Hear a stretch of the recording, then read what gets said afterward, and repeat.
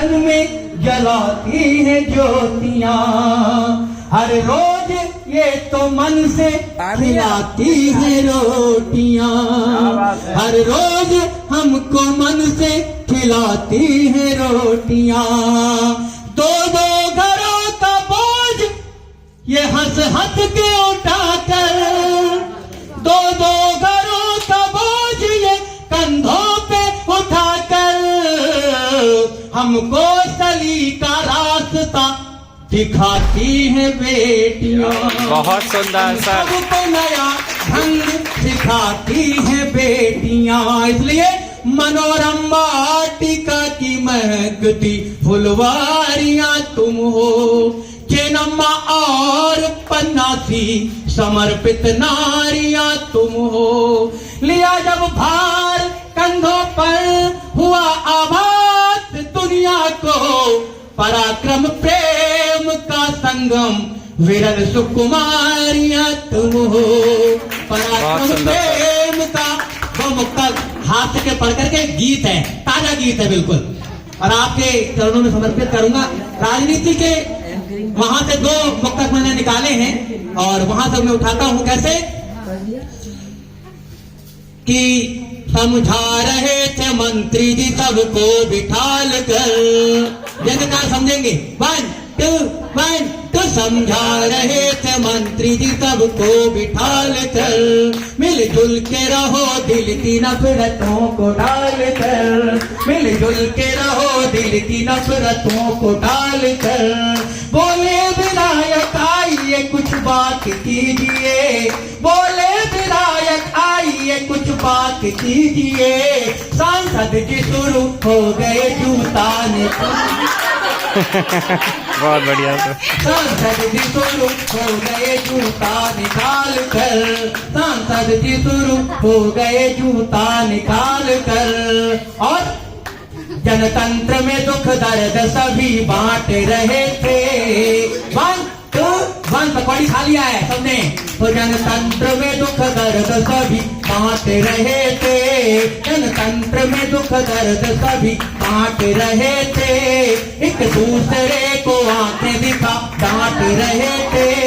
आया सुहाने दौर में मौसम चुनाव का, आया सुहाने दौर में मौसम चुनाव का, नेताजी हथिया लेके गेहूं काट। बहुत बढ़िया सर, बहुत बढ़िया। नेताजी हथिया लेके गेहूं काट रहे थे। और योगी जी का वो आ गया anti Romeo, anti Romeo. Modi ji कहते हैं न खाया न खाने दूंगा, योगी जी कहते हैं न किया है ना करने दूंगा। तो वहां से एक मुक्तक देखिएगा कि मैं चाहत के समंदर में उतरने नहीं दूंगा, चाहत के समंदर में उतरने नहीं दूंगा, महबूब की गलियों से गुजरने नहीं दूंगा। एक रोमियो से योगी जी ने बात ये कही, एक रोमियो से बाबा जी ने बात ये कही, जो मैंने ना किया तुझे करने नहीं दूंगा। वाह वाह सर, बहुत बढ़िया। तो मैंने ना किया तुझे करने नहीं। तो रोमियो क्या बोला कि कब तक सहेगा इश्क का इल्जाम रोमियो, कब तक सहेगा इश्क का इल्जाम रोमियो, पिट रहा बन के मुर्गा सरेआम रोमियो, पिट रहा बन के मुर्गा सरेआम रोमियो। जब आज की दुनिया में कोई जूलियट नहीं, जब आज की दुनिया में कोई जूलियट नहीं, तो रोज हो रहा है क्यों बदनाम रोमियो, तो रोज हो रहा। मेरे ख्याल में तालियां आपकी कौन है, तालियां लेना चाहिए। और वो गीत फिर कभी पढ़ूंगा। हाँ हाँ सर, अभी है। हाँ तो आइए रद्दी छोड़िए।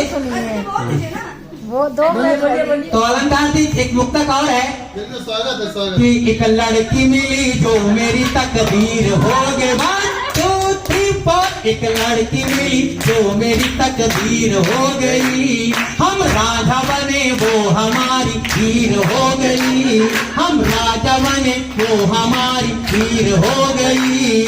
खत इस कदर लिखे थे मैंने उसको प्यार में, खत इस कदर प्यार में वो रत्ती बेच बेच कर अमीर हो गई, वो रत्ती बेच बेच। बहुत बढ़िया अब ये सर। प्रेम का प्रसंग क्या होता है, वो एक प्रेमिका बोली पति से, अपने हरियाणा में एक अंदाज होता है कि है नहीं मैंने तेरा तेरा किया, तो वो बोली कि भाई वो उसका प्रेमी बोला सुन, अगर तू मेरी नहीं हुई तो मैं तुझे किसी की होड़ नहीं दूंगा, अगर तू मेरी नहीं हुई तो मैं तुझे किसी की होड़ नहीं दूंगा। तो कहते कि यूं बताओ, अब तेरी हो जाऊं तो सबकी होड़ देगा।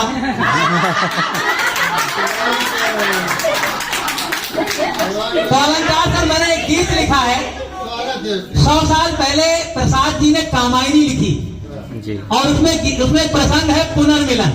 जी 100 साल के बाद हम कितना आगे बढ़ गए हैं, उसमें मैंने जो एक नया डाला है कि पुनर्मिलन में पश्चाताप।